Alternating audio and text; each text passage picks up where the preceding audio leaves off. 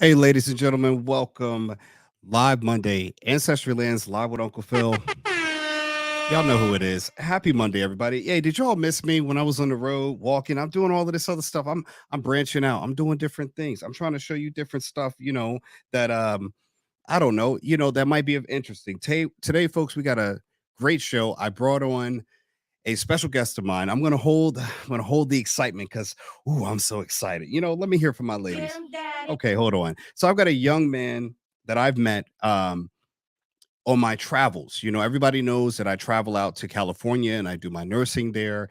And it always amazes me and excites me to see other brothers, other nurses, people in the world that are doing business too as well.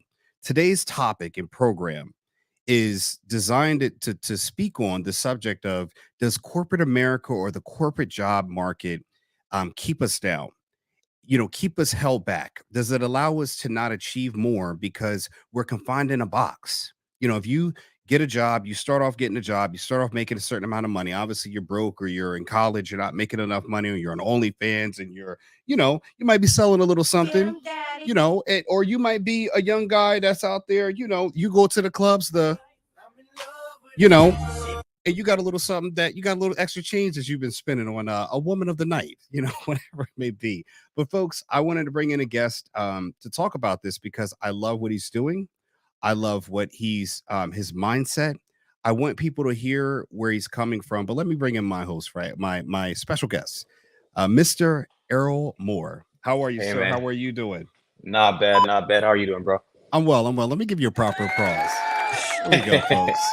Thank you, thank you. No problem. So let me ask. Okay, folks. All right, enough, folks. Enough. So just tell us a little bit about yourself, where you hail, a little bit of your, what brought you up to the point where we met. So I am a registered nurse, as my host said earlier. Um, I have pretty much background from in terms of like birth and whatnot from Guyana, South America. Mm. Mom and dad, pretty much. Yep. Yep, outside. uh, I don't know what Uh, the Guyana, how you say, like, more fire sock passe, whatever that is, but whatever it is a Guyanese. Go ahead. Yeah. So that's in the blood and whatnot. So I Hmm. come from a family pretty much of doers, pretty much hustlers. Like we grind, we just grind. That's how it is. Mm. And anybody that's from Guyana knows how it is down there. If you don't grind, you don't eat. Mm. So that was ingrained in me from a young age, from both my mom and my dad's side of things. And then Right. went to school down there, finished up high school, and came over here for college. And Okay. then everything went to nursing after that. So why nursing? Why nursing? What made you? So my choice for nursing was basically because of my grandma. My grandma was a nurse. She was actually the head of the nursing department down in Guyana, Mm. at GPHC, which is the Georgetown Public Hospital, pretty much. Mm. As a kid, I used to come off of school. I used to go at her office and play around with stethoscopes, Yeah. meet the nursing students and whatnot. And Mm. so that was kind of like what I was around as a kid. And then, Right. when I came back to the States to go to college and whatnot, she actually passed. She was doing nursing in the United Kingdom. So Wow. that, it was initially to just honor her memory, just to Yeah. go in there and just kind of do great things, help people, and just kind of carry on a legacy pretty much. Got it. So when nursing, I guess for a lot of people, I mean, it's no secret, but depending on where you go, nursing can be a big financial win for someone who's coming straight out of college, making very little money or a limited amount. And now you're open to a big world, financially in the form of, good nursing income and the ability to work overtime. Where did you divert off to say, hey, not only doing nursing, but I need to supplement my life in some way to give me some financial freedom so I'm not tied to the nursing 9 to 5, if you will, or 12 to 12. Well, that decision was based in part on my personality. Like, I don't really like working for people. I never Mhm. entertained the thought or you know, had done in from a young age, like, okay, I'm just gonna work for somebody all my life and kind of just do the 9 to 5 stuff, have a family, have a, Mhm. a home, a car. take a couple of trips, whatever it is a year. I mean, Yeah. to me, that's just mediocre. I mean, Mm, respect or props to whoever, that suits their lifestyle or whatever it is, but yeah. I would not be satisfied doing just Right. that. So for me, it was more Shots of kind fired. of like, Go ahead, please hey, continue. that's what it is, you know. I also am a family man, mediocre shots fired. Have him on a host keys, just shooting away, folks. Go You ahead. asked, right? Go ahead. Go ahead. Go ahead. But yeah, I wanted to like first I wanted to like create a space whereby I can, be my own boss, Hmm. be, I have a lot of talents. Like, I like to manage money. My dad was into doing that as Got a it. kid as well. You know what I'm saying? He was into exchanging currencies and all that stuff. And Mm, I knew that game from a kid. So I knew right. that, $1 equals this much dollar local currency and whatnot. And I thought about that as a kid that, hey, this is a way to kind of like do this and kind of like leverage currency powers and whatnot to kind of like Absolutely. get a win in terms of the conversions and whatnot. So Mhm. that kind of like triggered when I saw that, okay, you can work as a nurse for 20, 30 years, you retire and you get a piece of paper. Right. You get a gas card. And Right. I saw this, Yeah. and it was shocking to me that, this is you put in 20 to 30 years of your life in this place. Yes, they're paying you a paycheck, but are you really fulfilled though? You know what I'm saying? Right. Did you really like, live your life and not Hmm. live a life that was designed for you by somebody else? You know what I'm saying? That's why Right. I kind of like decided that, hey, I'm going to basically leverage my income, go into, business. I got one house, which was a rental, and I started Hmm. from there pretty much, Okay, you know. good. So you got into the rental market. I wanted to ask too as well. When you walked in there to be able to look so far down, you know, to the end of nursing when you come in, a lot of people, at least from my experience, nursing students, they're very blinded by I'm going to get a job and I'm going to be making a lot of money. I mean, on average nurses make more than most, starting jobs starting out. So how did you get past that? I'm going to use Jay-Z's term, the allure of the new job and the money you make up front to, hey man, I know it's good right now, but down the road, that doesn't lead me to where I want to be. I can't be independent. I can't be free. Just go ahead and doing this, even if they're paying me hundreds of thousands of dollars a year. So that was kind of like it was a process. So Mhm. my first nursing paycheck was roughly about three times what I would make, probably a week. Because I Mm, was working at for minimum wage, I think, at a time at right. a gas station. That's when I moved to upstate New York, pretty much. Copy. And I mean, it wasn't a whole lot of money, but I would do a lot of overtime, and Yeah. I would make a decent amount, which I thought decent was like $700, $800. Yeah, And then I right. was like, wait a minute, and that was 2 weeks. I think every 2 weeks I was making probably like $700 or maybe less than that. Maybe I'm Right. capping. Right. So, but when you think about it, you're like, wait a minute, this is $800 in 2 weeks. By the time I make two spins with this is pretty much finished. Right. What can I do to basically make this kind of multiply? Right. So I had like probably like a $2,000 paycheck maybe for my first nursing salary, and this was like a lot of money at that time, and I was like, Yeah. whoa, Yeah. Of course. and that was life changing, right? Yeah. And then you're like a couple months down the line, you're like, wait a minute, I got an apartment. Right. Rent is $1,000 or $1,200. Hmm. Car note now because you want to drive a car and get Right. from work. You want to take big Right. little road trips or whatever it is. Hmm. Car note is $400. And Right. you realize that $2,000 every 2 weeks is Right. basically nothing, Right. Right. and Right. you have to do something else because, you're pretty much, then you haven't even this counting in utilities, Right. gas, car insurance, Hmm. food, Right. and then if you bring a Absolutely. family into the picture, you know what goes, man. It's Yeah. Well, yeah. I think, I mean, I didn't have a family for about 10 years after becoming a nurse, maybe 11. Yeah. So I know what it's like, and again, I don't think you should ever be it's three times more than what you were making. On average, people are going to get at least a 2x from what they were making minimum wage to whatever job they go into that's the beginning of a career. And that Mhm. that money, your mind just shifts to like, wow, I'm making this so much every 2 weeks. And it's just a financial upgrade. But it doesn't, what I feel that happens all the time is that you start filling in your life at that level, and you're like, oh, I need a better car. The girls can't see me in the hoopty, in the hatchback with the rest bucket. I gotta get that credit Mm. out there because I got the new job. Here comes the better clothes. Here comes the better apartment. Got a Yep. girlfriend. You don't even got to get married before you start filling your life up with stuff. What I like is that you manage to kind of look at the numbers. And I think, I don't want to say that's what younger people aren't doing. Even at my age, I really wasn't looking at the numbers until I got into debt and I got myself out of debt. And I said, man, now I have perfect credit. And it wasn't until I got a little bit older, but you're way younger than I was when I got to that actuality. You're right where I wanted to be at that time, where it was like, man, I was just starting to kind of get the ball rolling. So, what would you say is a good advice for someone starting out at 22, nursing or whatever else? Because I mean, I don't think financial, literacy is going to be. I don't think it's degree dependent. I think it's everyone has a degree of illiteracy when it comes to finances.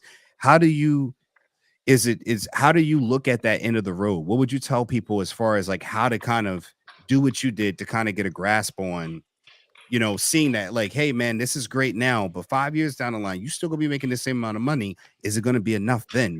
Like what would you tell them what could they do? What are three helpful steps that a 22, 23, 24-year-old could say, man, if I'm listening to Erroll, man, I should probably do this along the way to make sure I know what's coming. Man, it all boils down to pretty much one thing, and it Mm-hmm. spreads from there. It's discipline.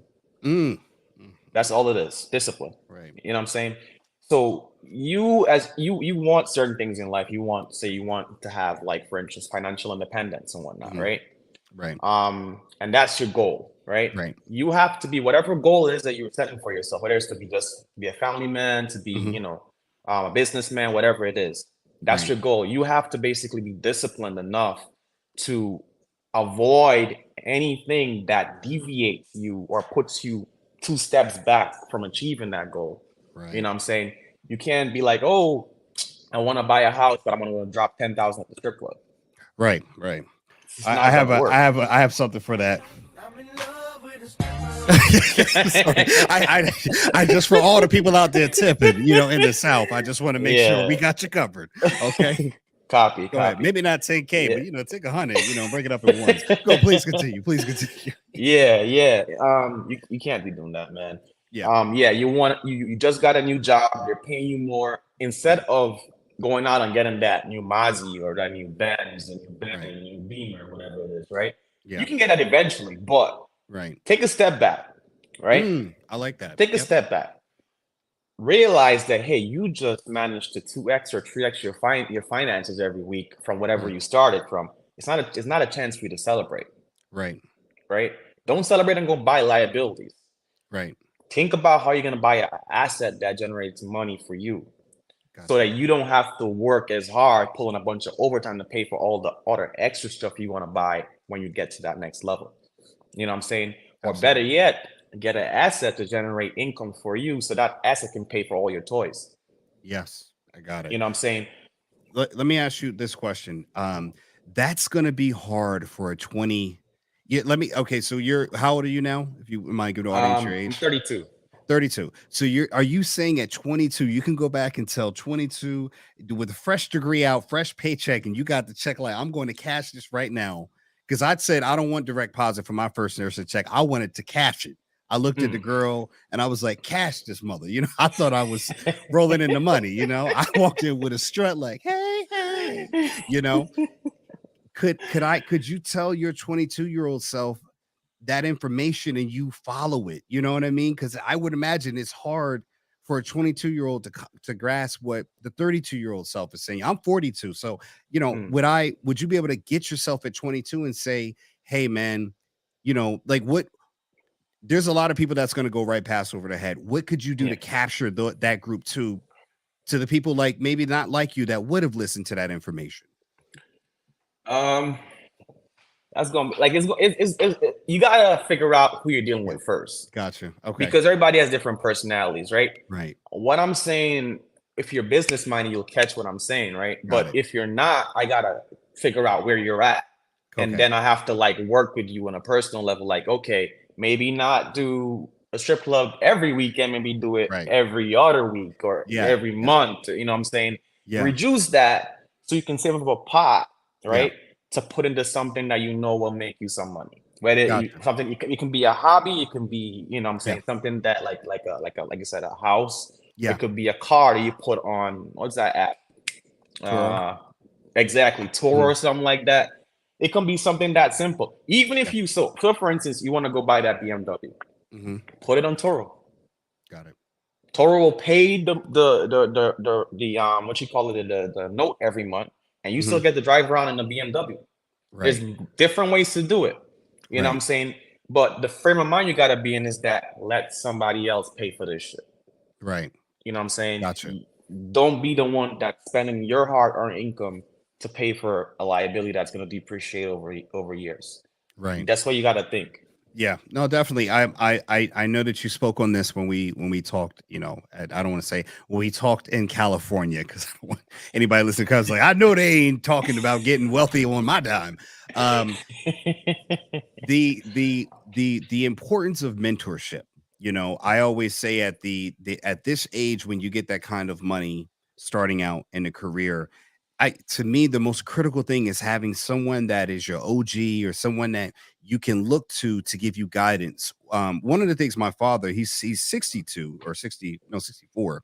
I always tell him is that sometimes his advice is too restrictive for a young person. Like young people, they want to look fly. They're interested in girls or boys or whatever sex they're interested in now.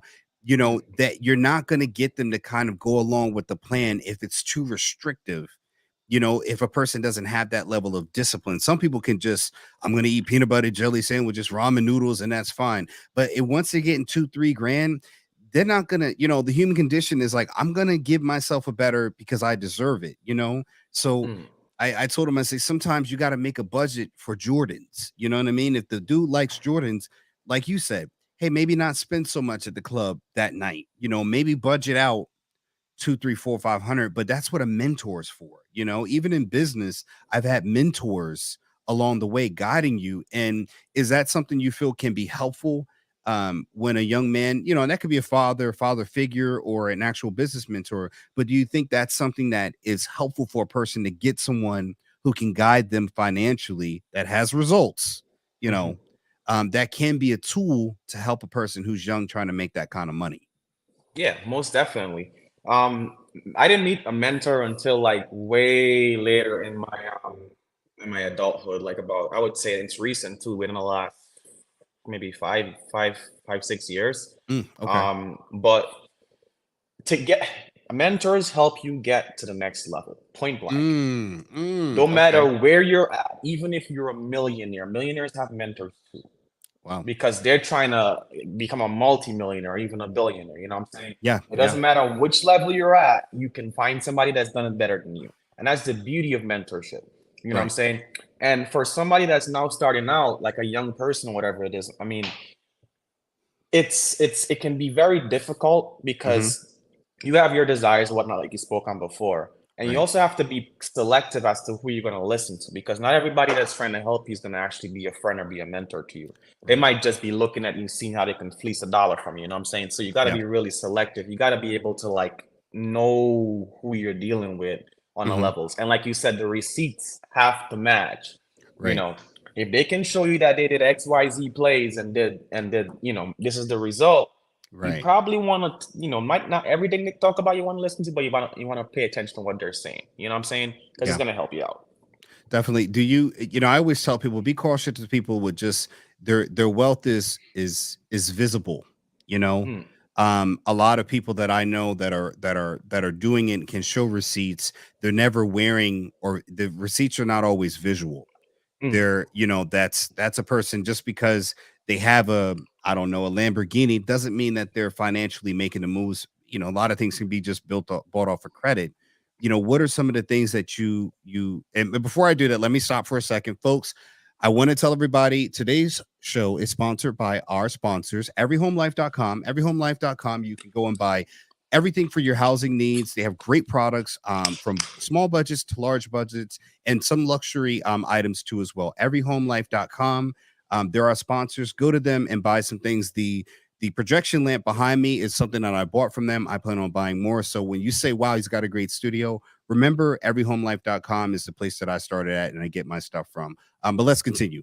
The what are the things that you look for in a mentor? Like 2 or 3 things that you say, this is a person I need to have another conversation with. So our listeners and young people can say, you know, these, I have kind of a working frame of mind of how to choose a good mentor. It That's the other thing too. Mentors come in different shapes and sizes, right? Mm-hmm. Like you said, people get caught up with this flashy lifestyle type foolishness. Right. Not every time somebody with a Lamborghini says, "Hey, turn left," you're gonna turn left. Right. Because you don't know, as you said before, you don't know how they got the Lamborghini. If it's on loan, if it's a friend, if it's a, whatever the case is, if they stole it, whatever the case is, right? Right.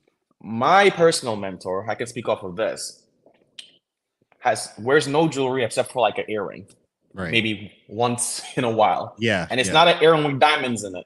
You know what I'm Right. saying? He drives one of the most basic cars you can think about, Right. right? Yeah. Like, I wouldn't even get caught dead in that. You know what I'm saying? Right. I don't drive flashy stuff. I have a Jetta, you know what I'm Right. saying, for crying out loud. But, Yeah. you know what I'm saying? Very humble, very stoic. Right. However, when he opens his mouth to speak, you know you're getting some knowledge. You Right. know that he's going to drop some dimes on you. Right. And I listen. I pay attention because that's kind of what I gravitate to as a person, because I don't say a whole lot unless I know you or Right. unless I mess with you on that type of level. You know what I'm Right. saying? I've had people that I work with for 2-3 years and they don't know anything about me. And that's how I like it. Right. You know what I'm saying? So that's what I gravitated to. You know what I'm saying? But Yeah. if you're a more outgoing person, you might find somebody along those lines who is also outgoing. However, they have Right. in their silent moments things that they do to help maneuver through the corporate world and get to certain levels. And if that person's it's a fit, then you do that. You don't Right. ever go running behind somebody, oh, be my mentor, be my mentor. No, it just has to fit. You know what I'm Right. saying? And as you move through the levels, you'll find somebody else. And that's kind of how the universe is. You know what I'm saying? You just Right. love attraction. Absolutely. So let me ask you this: in your, would you agree with the statement that the corporate environment is designed to hold us back? When I say that, is that the it's so limiting, because I do feel that in order to be more financially, to create the financial velocity to get more money, you always have to go back and trade dollars for hours. You got to give up your time. You got to work doubles. You got to work longer to get more money, but it doesn't exactly give you life style. It just gives you finances. So, you know, do you see the corporate environment is just kind of, it graduates from college to, hey, come for work for us. And what's going to happen is you're going to have this, we're going to throw money at you. You're going to want more of the money. And it's never really going to fill, you know, cement you into propelling forward to some freedom, you know, to something that can improve your life. It just seems like people are stuck on the money, and they don't look happy as a result for it over time. You know, it seems like they're kind of more in the matrix, if you will. You know, what are your thoughts on that? So if you're trading hours of your life, because I'm just say hours, let's say how it is, right? Hours of your life, right? Yeah, I'm the host. You can say whatever. You can go ahead and say it. I'm just trying to make sure I'm, you know, yeah. I'm If you're trying to stay trading, monetized here. So you go ahead and say it. I can bleep you out. Go ahead. yeah, if you're trading hours of your life for money, you're gonna end up losing in the Right. long run. No matter Got it. what you do, you're gonna end Right. up losing. Initially, to get a lump sum or to get some money, say you can leverage into something else, Right. sure, because you have to start from somewhere. But if you're doing Right. that on a continual basis, what are you doing that you actually like, when you want to do it, how you Right. want to do it? You know what I'm Right. saying? That's how I look at things. If you are an individual that likes, okay, for instance, you want to go to India. Mhm. You don't know why, but it's calling you, Right. right? You're working all these overtime shifts, and then your boss tells you when you already booked your ticket and whatnot, you can't go. What are you Mm. gonna do? Right. Because that's happened to me before. Right. Yep. That's happened to Yep. me when I was already in the country that I was supposed to go to. Right. Right. And I told them, no, I'm not coming. I'm not coming back. And I was already Right. looking for other places to work. Like, Wow. at some point, enough is enough. You know what I'm Right. saying? Plus, earn income. How things are set up right now, you're gonna pay the most taxes on it. Right. If you didn't know, earned income is the most taxed, Right. or one of the most taxed things you can possibly do, because it's all tier based, right? Yes, you can divert some of that into, like, Mhm. for instance, the 401k or whatever it is Right. there, to kind of like offset some of the government taxes that they're going to levy on you. But that's kind of like the, not the way to go about doing it. Say, for instance, you take the same amount of money you would make, like, say you make $20,000, right? Right. You throw that into the stock market in a proper investment. You got to do research and all this stuff, Of course. and you cash out after a year. That's a long-term investment, and that gives you only a 20% tax liability. Right. Right. Right. That seems like a better idea over going for, like, our earned income that's tier based, and the more money you make, the more money the government takes, and it can go up crazy amounts, especially in New York and California. So I mean, you gotta, like, plus it's not fulfilling. You know what I'm saying? Unless you love what you do. That's a different thing. Right. If you Right. do love what you do, then it doesn't matter, right? Mm. Because you went into something that's what your soul feels like. Hey, this is what should be doing. Right. This brings me joy. This brings me peace. But a lot of people are not in jobs because of that reason. They're in jobs just to make money, to pay the rent or pay the car note, or just to basically survive. You know what I'm saying? So Yeah. Yeah.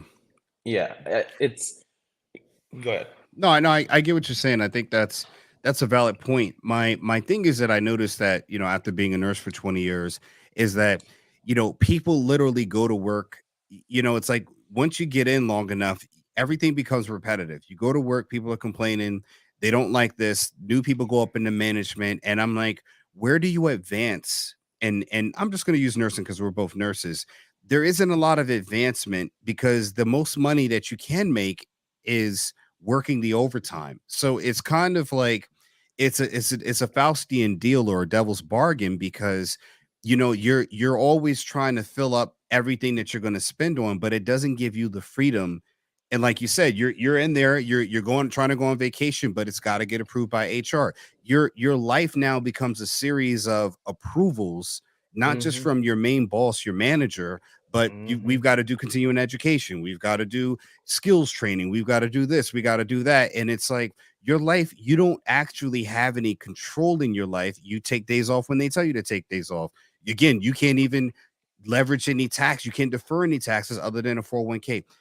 There's literally nothing else left for you in life to accomplish because it stops once you got that first job. You can always go up, but the job's going to stay the same. It's going to be patient care.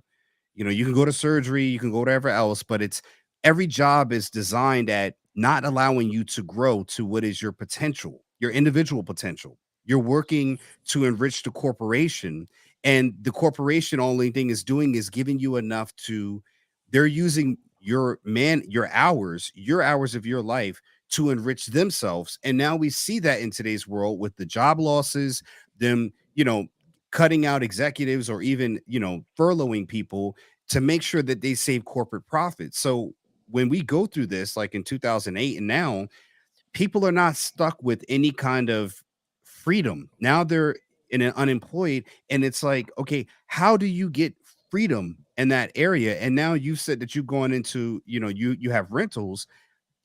How do you see that as a way for you to say, hey man, I'm on a path to do something different? Because we're both in real estate, I'm in land and you're in rentals, and I'm like, hey man, he's where I want to go to. I just took a detour, but we're in the same realm of, like, we see that there's something wrong, that even doctors become financially strapped. They're not all doing well, even though they make $500,000 or quarter millions of dollars. Like, you have to do something else. And like you said, all they're doing is making more money to be taxed more. It's you have to, like we said, I've told this before in other podcasts. Business expenses are 100% writable, write offable. You can write them off as deductions under your business. You can't do that when I buy my kids clothes that's already been taxed, that I'm now paying at the store taxed on, and it's a there's nothing I can write off. Well, if they're in my business, like I've hired my daughter in the business to do accounts receivable, if I'm buying her something within the business realm for her to operate in the business, it is 100% write off. I can write it off to reclaim some money back. But when you're working in a corporate job, they can pay you more, but the government's saying, hey man, let me get my cut, you know, And after that, you're gonna have what I give you. And most people don't even know whether they're being taxed well enough. And then we get a return at the end of the year. And I'm like, man, you just got money back on money that you lent for someone else to make money. So the corporation's making money, government is making money, and then you're stuck with the state's making money, the stores passing on, stuff to you. Again, you got to have something else going on. And I like that when you and I talk that you have rentals, because again, you're building. If you don't work tomorrow, that's what no one talks about. If you lose, God forbid, if another nurse, not you, I don't want to put you out there. I'm hoping, I want you to stay alive. I need you. You stay with me. But if another person were to lose their knees and they can't go into the hospital, because again, if you can't have legs, you can't work in the hospital. You can't take care of patients on nubs. No. So you can't work anymore. Your income, salary, degree, all of that's gone. You can't, there's nothing else you can do. You're a great nurse. Only thing you do is take a wheelchair job as a nurse and teach other people how to be a nurse. Maybe, but you can't live off the same level financially that you do. So that goes down already. Same thing as losing a job. But you said, hey, I'm going to do something different. I'm going to use this to, and I don't want to give that away, but you know where I'm leading at. You're using the main thing to get out of the plantation to build your own nation. Because I feel that corporate jobs are plantations. I don't want to say that in a racial way, but they're pastures for all of us to graze on. But we don't see that at the end of it, we get slaughtered in the form of, we got an employee ID number. If you don't show up to work 2 minutes late, you get a warning. Then you got the managers, they're making sure. And then when we get messed up assignments or the work isn't right or it's not fair, they just tell you to deal with it because they've got management telling them, hey, keep the profits. It's no wonder nursing always has a nursing shortage, or we're always short staffed, but we got to keep the hospital going. But some hospitals are making gas Exxon Mobil money. But again, nurses are barely paid wages that count for inflation, but nurses in their mindset are like, I've got a 5% raise. Great. I'm like, whoa, good. If inflation's at really 12%, you ain't making anything. And there's that again, because there's nothing to say, hey, advance. There's not even like really classes to teach you anything financially with the money, that you're making. So I just wanted to say that to you is that everybody's going to get a job. We're not telling everybody, hey, don't go to college, don't get a career, don't do this, but you got to do something else. And how did you start your journey into doing rentals? And what mistakes maybe did you make that our listeners can say, hey, that's something I can learn from into the rental industry? Because that's something I'm interested too. So I want to learn from your experience and what you've learned.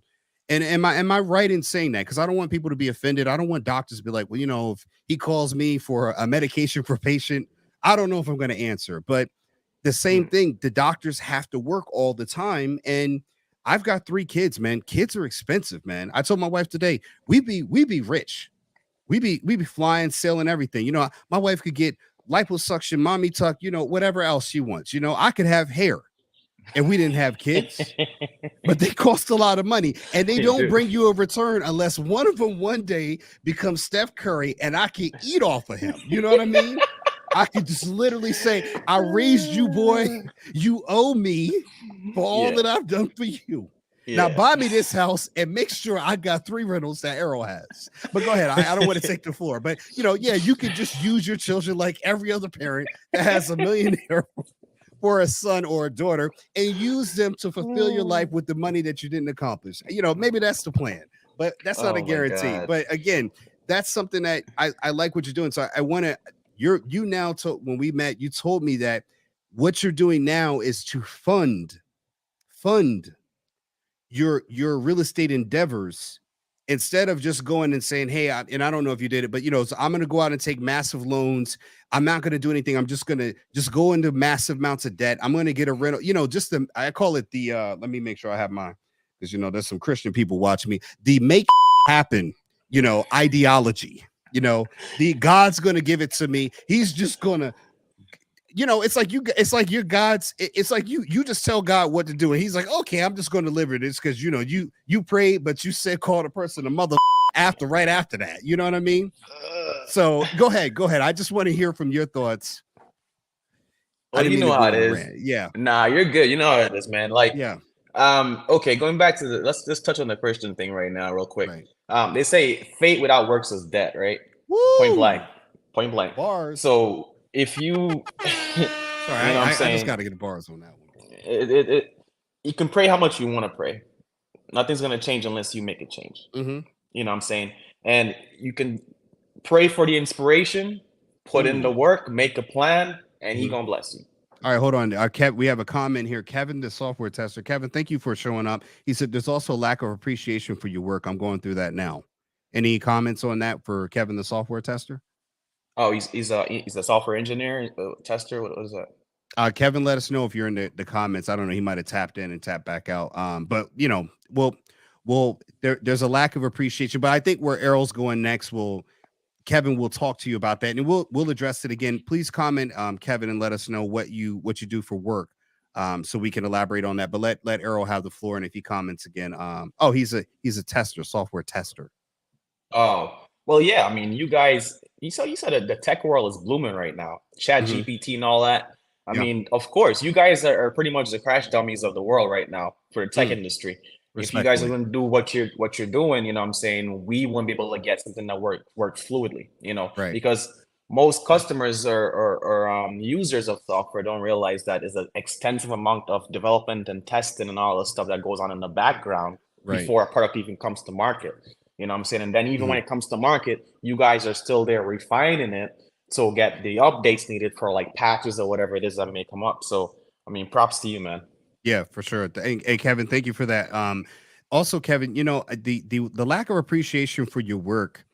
Again, the people who hire you or own the departments, you're a number and a name on a line on a spreadsheet. They don't. There's no story. They put the managers in there to give you a connection to the workplace to bond you in there. And that's what, Errol's talking about is that, even for you, Kevin, there's some skill that you have in software where you can maybe teach it. You can do some type of education that you can market your skills out there, use your regular job to fund your passion, your future, your real future. And understand that the lack of appreciation is what you need to remember when you're building a business and you have employees. That's what I would definitely tell you as a business owner and having employees is that when you build your own, you don't be scared to go your own way and build it, but you got to do it how Errol's doing it, how I've done it, where you're using your main job to focus to fund. I'm sorry, fund what it is that you're going to be using it. Oh, he said you guys are right. Salute to you both. And Errol, let's get a little bit into that because I don't want to lose the audience in the we did this for 8 hours. I won't tell where we've done it at, but we talked about this, and it was great talking to another young man, another man of color, who is when you get together and you talk, man, it is a magical thing. We had a great conversation, even with Adler, Hmm. just talking about different real estate, ventures and areas we're in. And real estate doesn't have to be your thing, Kevin. You can definitely teach a lot of it. I would definitely say try to find something on like Teachable and start creating videos or even a YouTube channel. Let us know, send a link. We'll subscribe. You can advertise on Ancestry Lands and we'll promote your channel and stuff like that, man, where you can give helpful tips on how to do apps or app developers. There's so many things you can do in teaching it. You don't have to go in and work the 9 to 5 and say that's it for me, but you do have to work it to say here's where I want to be. You have to work the 9 to 5 to get to where you want to be, unless you're going to start a business or you have all this venture capital to start with. But that's mostly not our world.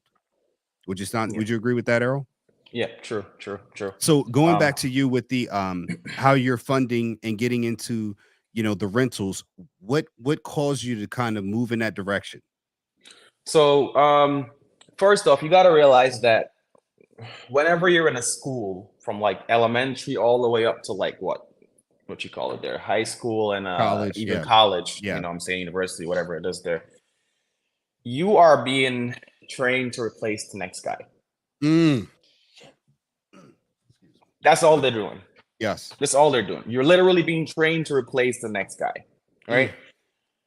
If you notice where they put finances into the curriculum, it's in college. Right. Because I don't think there's a finance class or financial literacy class in the majority of schools up until that level. Right. Personally, me, I didn't learn about all this finance stuff until like maybe what while I was in college actually, and I Right. wasn't even in a finance course. I never took a course on finance. I did do statistics, Hmm. which kind of got the gears turning a little bit as well, Right. because it helps you to sort out probabilities and all that stuff when I was dealing with business models and different Right. types of business related case studies and whatnot, right? Right. Right. So for me, I took, and this is this is crazy. I took a lot of the funds I generated in college, right? Mhm. And I bought my first property the day before I graduated college, Holy salute on that. right? Woo! So, like I had a lot of like grants, Yeah. scholarships. I didn't go and spend all that stuff on a bunch of foolishness. You know what I'm Right. saying? They gave me the money to put towards a tuition or whatever it is. I paid tuition. Whatever was left over was to fund books and whatever. I bought the cheapest possible books. You know what I'm Mhm. saying? I was staying at my aunt at the time. I was paying her rent and whatever it else is. And Right. I saw how they were living because their family they have a ton of rentals, Okay. right? And I was like, that's interesting. Right. I want to do that because that is a way to get income. And I wasn't exposed to that until I got around that family. Okay. So I was like, and it's cheap around here because where I'm at in upstate New York, a house was back then, like probably 5 years ago, a hundred Right. thousand dollars for a decent Right. sized house, a duplex even. Got it. So once I did that move there, just out of college, I kind of lived for free in Mm. one part of the duplex and rented out Right. the other part of the duplex to pay the mortgage. Oh wow. Okay, there's game being dropped here. So I hope everybody's taking notes. All you people listening to this on a replay, because we know y'all like to check in on a replay. You might want to stop it here at 42:30 and realize games being dropped there. Okay. So you're Yeah, living in one, you're getting a duplex, and you're living in one, and you're renting out the other one and having the mortgage presumably paid but by the correct, renter. Okay. exactly. So there's more efficient ways to do this as well. If you find a quadruplex, right, you can actually live in one and rent out three. Right. So for the So people you who can don't actually understand Latin, what's a quadruplex? Just because four everybody don't. units, Okay, got it. one And room. everybody don't know Latin like we do. Just go ahead. It's like Yeah, four quadruplex. units, It's one like, is that room. a bike? That's a new ninja or something. What they got? What the brother talking about? He's speaking. Gotcha, You know, gotcha. our southern people Yeah. like he's speaking white out there. That's. Uh, Go ahead. Go ahead. The quad is meaning four. It's Latin for four. But go ahead. Please continue. yeah. Quadruplex. So you can rent one, you can live in one rather, rent out the other three. And Right. if you tear the rental income correctly, you can have one apartment pay the entire mortgage, and then you have two to pocket. Okay. You know what I'm saying? You have expenses that come out of that, and you can also save towards getting another one. Okay. And you Got it. can continue rolling like that. You know what I'm Okay. saying? Because you have to stay in the apartment or whatever it is for about a year, I think. Right. Usually they like to see that. And then you Okay. can move out of there and you can also do the entire thing. So you can run the entire 4 units Got it. So hold on, after let a me year. for our listeners, that is getting a personal what like a primary mortgage as opposed to a business mortgage or like a property. What do they call it? It's a different type of mortgage where it's like it's not just a second residence or like a rental mortgage, which is usually a little bit more expensive. So just people Yes. understand that the game is living in it first, what he Yep. did, and then you move out after the point and put the renter in afterwards, so you're not paying the more expensive mortgage. Because if you're making a profit, hey, even the bank wants to make a profit. But please continue. Exactly. And you can do it that way as well. But obviously you're gonna have a larger, probably a larger down payment because you have to do like 20%, I think, of Mhm. that. Right, Instead of maybe like 10 or whatever it is that Sally Mae wants these days. right. Um, So that is what I did, and I moved into another house after about 2 years, and then I Got it. rented out the entire duplex. And then Wow. both sides of that is kind of like paying for itself completely, and then it's paying half of my other mortgage pretty much. Okay, So got I'm it. wondering, go No, ahead. no, go ahead. I'm gonna let you finish that point because I always got a question. Because when you're saying this, everybody's gonna be like, "Oh," and I'm like, "Okay," but make sure you and Errol's gonna let us know the because you're getting money now, so you're doing the same thing you did when you got out of college, got this nursing degree. What Yeah. are the things like? I'm gonna say it, but you can elaborate on it. Like That money's not just going to be put in the bank and you're going to be like, hey, I'm going to go out there and buy baby girl some, Vera Wangs right now. No. And I'm going to trick off. Now I can go to the strip club and pay that 10K. You know what I mean? Come on now. Oh You my can go God. you walk in like, you don't have to do that now. That we're not saying yet. It's not yet. We'll let you know before the show's over when you can spend that 10K. It's Definitely not not there. So when you're making, let's go in the quad where you move out. You now have 4 tenants in separate units paying for one's paying for the mortgage and everything else. After that is butter. That's extra money. What do you need to do to maintain that first structure before you can leverage in now the place you move into to pull that money? Okay, so you got to be smart with it. Mhm. Put aside money for repairs because you're gonna have repairs. Copy. You're not gonna have a structure running with nothing going wrong with it when you have other people in there that are not you. Okay. People don't take care of your place like you would. Got it. You gotta understand that. No matter how good they are, stuff breaks. You know what I'm saying? Stuff like plumbing, for instance, is a very common something that goes with hair clog and all that other stuff. So put aside money for repairs, right? And if you have a quadruplex, I would do 1 renter's money every month. That's a good. That's my next question. Go ahead, please. Correct, because that way you have a nice little buffer. One of the most expensive repairs you can potentially do in a house is the roof. Before you do any of this, purchasing property, whatever, you have to make sure the roof is good. If it's not good, you want to negotiate for them to basically fix it before you get in there. Okay. Or give you the money to fix it before you get in there. Or take some money off of the asking price. Got it. So this is all game that you need to kind of run to them to get them to do what you want. Right. There's something called a seller's concession that you might want to ask for as well. It gives you about a 3% of whatever the cost of the property is, pretty much, to help with whatever issues you might find. There's always an issue with whatever you're buying. You know what I'm saying? So that's important. These days, because of the high, people, the high demand for homes or whatever it is. Right. Some people like to waive that. You know what I'm saying? Which is also a method you can do. But, personally, that's how I operate. I like a concession. I like to figure out what's wrong with it. I don't like to walk into things blind. You know what I'm saying? Because you can buy a $50,000 house and it needs $40,000 in repairs. That's a waste of money to me. Right. You know what I'm saying? So that's how I would do it. FHA is going to be pretty much your best bet for a new home if you are like a first-time home buyer. And they have grants and different things in different counties that can help you pay for repairs and windows and roof and all that stuff if you sign up for them beforehand. So you gotta see what your county or what your state offers. Yeah, let me ask you a question on that, because I love where we're going with this. So one, in the quad, I know everybody's gonna be like, well, what about this one? What about a 5? What about this? We're just gonna stick with this for basic numbers. Please leave comments down there. I do see Erroll, so I can always ask him, and we could have a follow-up video or meeting talking about certain questions that were asked. If anyone has a particular like how to or how this, we can bring that up in the next interview. So you have one of the incomes in the quadplex is paying for the whole place, the mortgage for the whole unit, all 4 units. Another one is for repairs. What about the last 2? What do you do? And again, folks, we're not giving financial advice, but we're talking about from his experience what he's learned as being a person who owns a rental. You can go out there and listen to IG with all of these people telling you what to do, but they ain't doing it. That's the whole thing. They're never saying I did this. They're telling you what you can do, but it ain't what they are doing. So we're talking about what he is doing and what he's learned from his experience. Your experience may differ, but the guidelines should run along the same way if you're doing it right. So we're learning from his experience, his mistakes, and his success all together. So what do you do with the other 2? I just like to give that to people because people always comment some BS, and I'm like, why? We're not giving out financial advice, but I put people up here who are living, who have the results, they have the receipts, they're doing it. They're not the IG. Everybody's got 100,000 views on somebody who's telling everybody else what to do, and they ain't got it. You know what I mean? So let me go back to you. Sorry, I get a little passionate at times, man.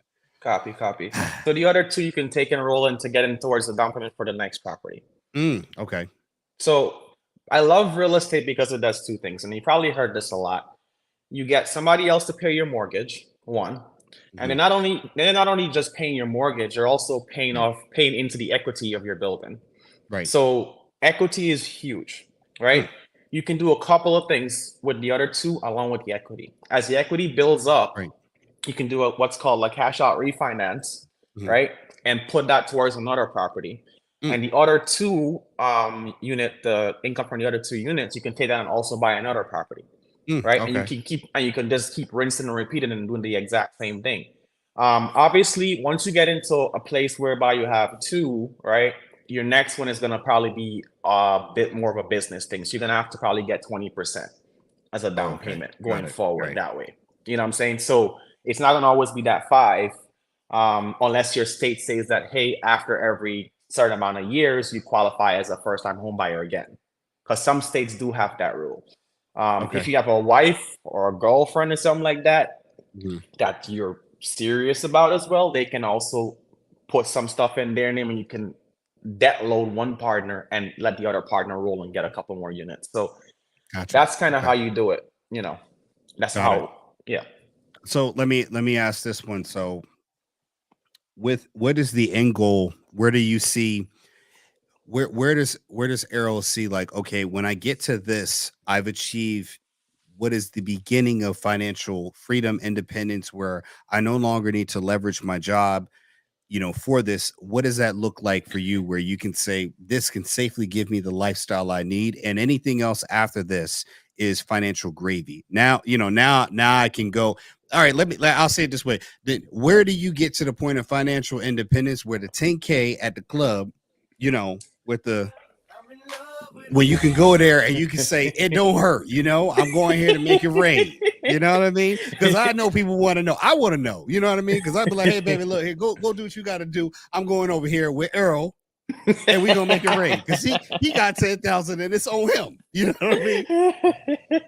All I'm doing is uh, I'm driving. I'm here. I'm here with him.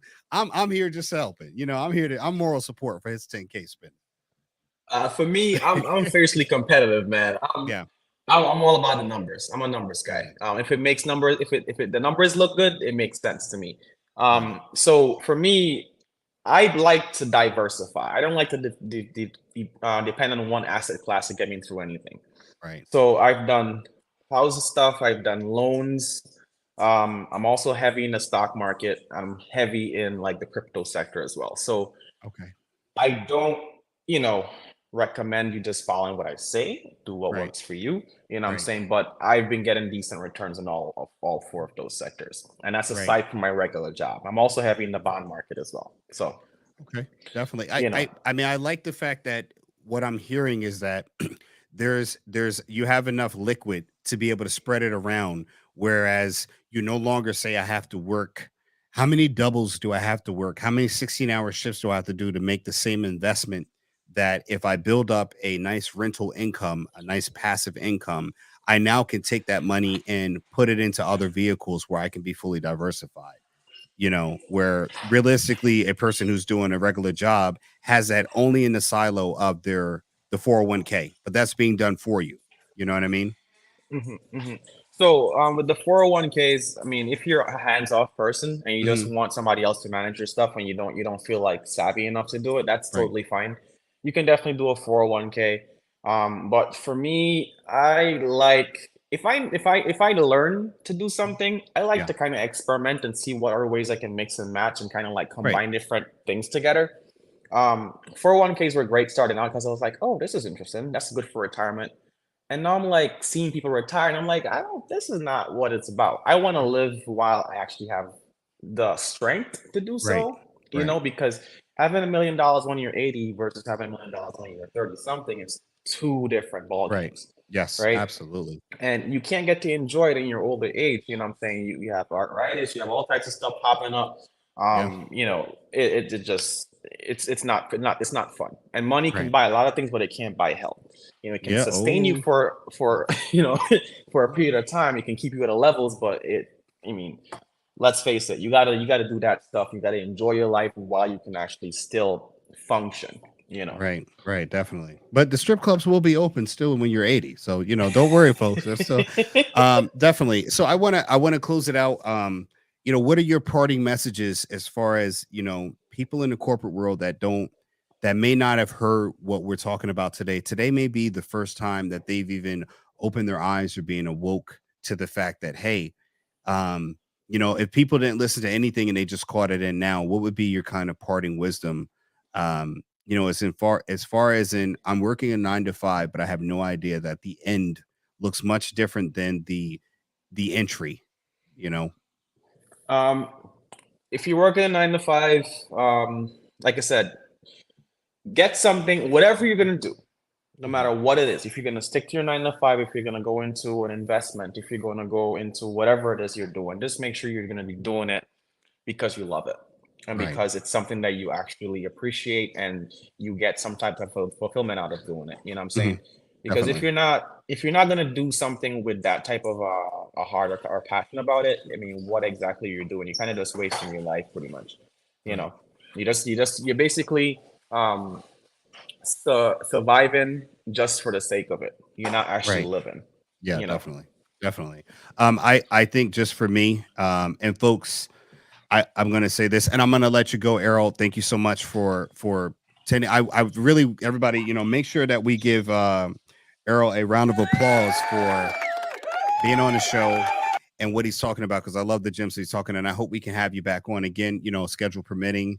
And he's a great nurse. I love that the first day when I met you, it was like, coming and talking to you and us having this conversation, and it's like, hold on, we're in the same field, we have similar mindsets, we have similar things in common, and to be able to get you on the show to talk about things that add value to what our listeners need to know. For me, being just 10 years older than you, it's having a family. Even I was passionate about nursing. I felt like it was a duty, it was an honor to serve and help people. And I'm changing the world. 20 years later, I understand that the bureaucracy in business is built around every job. And what it did not do is allow me to be able to create a show, a broadcast where I could have a person like Errol on. That would be just stuck at the job that we met. That information would be locked there. I can't spread that message out. As of today, 61,000 subscribers, people can see that message on this platform. That's what breaking out of the corporate pasture, I'm going to call it, to build your own nation can allow you and can afford. So I want to thank you for coming on, and I want to have you back on so we can evolve the conversation, get more into the rentals. But really, I wanted to capture today how you have the mindset to move forward, and maybe we can get you back and talk about 32-year-old man with rentals. That sounds like you can provide a very comfortable life for a person. People can feel very, you look like, people can sit back and kick back a lot, especially in today's environment, with the OnlyFans and everything else going on. There's a whole lot of people can eat very well being right next to you and what you got going on. And we can talk about that. We will. I'll let you lead there. But the hardships of dating with upfront success. Mine came a little bit later. I got mine right after I got married and had the family. And for me, being able to take 6 months off when my son is born and be home and not and I didn't get paid from nursing, and I still am able to pay my employees, have a business, make 10K a month, and my wife didn't work. I can never say that that's mediocre for me. And you're not saying about me, but that's my level of wealth, being able to be home in my family, because every fingerprint, a paint, everything that might break, every little, clothing that I got to fold that's no bigger than a napkin, it's going to disappear sooner than ever. And then I'll have a son sitting where I'm at that's a man now. And those memories I'll only be able to access up here. I can't get back that time. And the jobs always, like you said, they're all they're doing is they replace me. They'll replace me when I'm gone. The Kaiser will be gone. Kaiser will be here, and every other hospital and job will be here afterwards with another employee where you were, maybe look just like you. But I want to thank you again for having us on, and let people know any of your social media handles where they could follow you or say, hey, I saw you there. If you have any on IG or anything like that, where people can follow you at. I don't really do the social media with people I don't know like that. So Yeah. yeah, we'll keep Okay, that not a under problem. wraps for now. Well, Yeah. maybe in the future you have some consulting things like that. We will. Don't worry, folks. We'll get them. We'll get them making some money online, social media, someplace. We'll get it going. All right. But Erroll, thank you so much for being on the show. I really appreciate it, man. Take care. No problem, man. Take care. Bye bye. All right. Bye bye. So, folks, closing stuff. I love that. I love that. Let me get him out of here. I just want to get him out of here. I love that I'm able to always bring people of value to the show.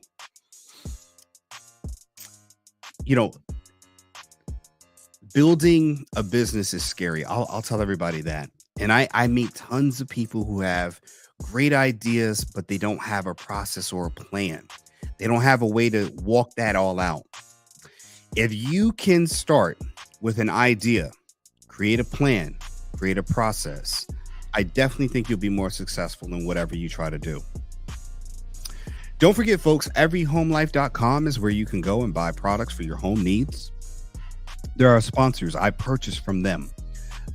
When you see what I'm going to do with the studio, once I have it all going, remember, I got it from everyhomelife.com. I've like that Erroll has touched on a lot of things that to do with mindset, discipline. One of the biggest dangers every parent needs to be aware of is the moment your kid graduates college and gets a job, they're going to have a transition, an income velocity that they're not going to understand how to control. It is your job, your duty. If you are an uncle, anyone, you need to get in there and talk to them and show them how to invest that money, put that in the right places, and allow them to be able to live off that income, and have some fun with it and enjoy their lives. But what you got to do is teach them how to manage and budget. That's the key. And no 22-year-old, if you're a parent, you're just going to think they know how to do it. Sometimes you might have to say, hey, can you trust me enough for me to allocate things and go through and create a financial plan? So when you get paid, I'm going to put the money here. No one's going to touch it. I'm going to build for you and just keep it here, even if it's in a dedicated savings account that they can't touch. But every time they get a paycheck, the money goes there. That's if they don't know what to do with it. In Errol's case, he already had a property before he even got that degree and had to put the tassel over. So he's in a different class all by himself. And I wouldn't be surprised that it took him 10 years to get to the point where now he's more diversified than even myself in some aspects. I like to think I'm diversified there. I do have some things like that, but property ownership, land ownership has been my bread and butter. I didn't take that same path. I didn't have the same guidance. And that's no fault of anyone else. But again, sometimes, like I said, our parents only know what they know. They don't know. You can't just put that on your parents and say, y'all supposed to have taught me this, this, and that. Sometimes your parents only knew so much and they barely made it to be successful. And not every parent is a great teacher. That's not a given. Ancestry Lands, folks, we still sell properties. Yes, we do. And we are having a great properties for people to buy. A lot of times now there's a big interest in people growing their own food. A lot of our properties allow you to do agricultural, commercial purposes where you can live and buy and build and sell commercial products and agricultural products on those properties. Ancestrylands.com is where you do that, folks. Have a great Monday. I hope your weekend was well. I've got other things coming up that I'm going to talk about. Hiring your kids. I hired my daughter. She's doing a great job. And I'll talk a little bit about that maybe in tomorrow's post. And we've got other guests coming up, people of different areas within the world, different philosophies that can add value and help bring you gems. Anyway, folks, I am your host, Phil Davis, live with Uncle Phil, Ancestry Lands, ancestrylands.com. Thank you to our sponsors, everyhomelife.com. Thank you so much for helping to be a part of this channel's growth. Folks, I hope you have been enlightened, educated, and entertained. Remember, forget the plantation, build your own nation, folks. Ancestry Lands, where you heard it. Take care.